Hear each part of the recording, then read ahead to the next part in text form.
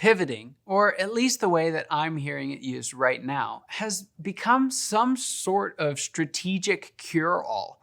You cannot get through a strategic meeting right now without hearing the word pivot at least a dozen times.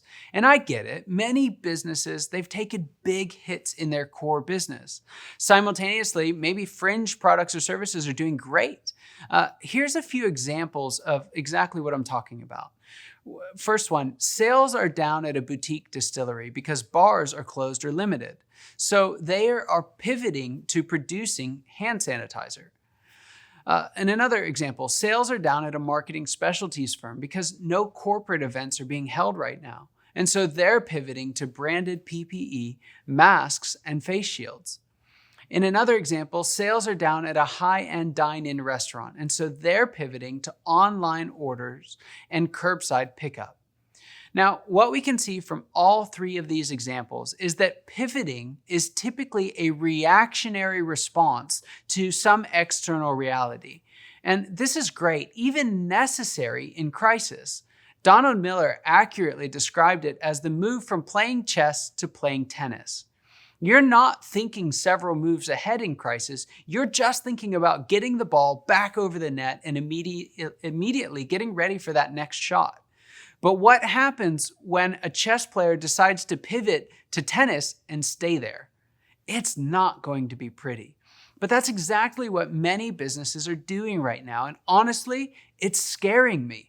It is hands down, I believe, the most concerning decision-making trend I'm witnessing right now. And I firmly believe that we can cause way more damage by pivoting than what was caused by the shutdown itself. Let me explain.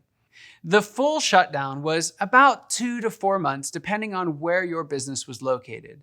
The intermediate shutdown, or the pullback in business that we're currently experiencing now, about 6 months later, will probably last another year or so. And the decisions that we're making to pivot right now, those are going to last for years or even decades. If you were making $500,000 per month before the shutdown started, then went to zero for the full shutdown, you lost a brutal $2 million. Let's say you came back to 70% for the next 12 months, you'd lose another $2 million. If you pivot out of your main business and that new business doesn't work or it evaporates when the pandemic dies down, not only will you lose those new sales, you could lose the market share you previously held in your core business as well. You could be down 50% for years if your competitors were playing the long game. And I guarantee you, in every industry, there's someone playing the long game. This would be $3 million in the first year alone and could lower your growth trajectory permanently. So what we're going to do in the next video, we're going to talk about how we shouldn't be pivoting, but we should be innovating.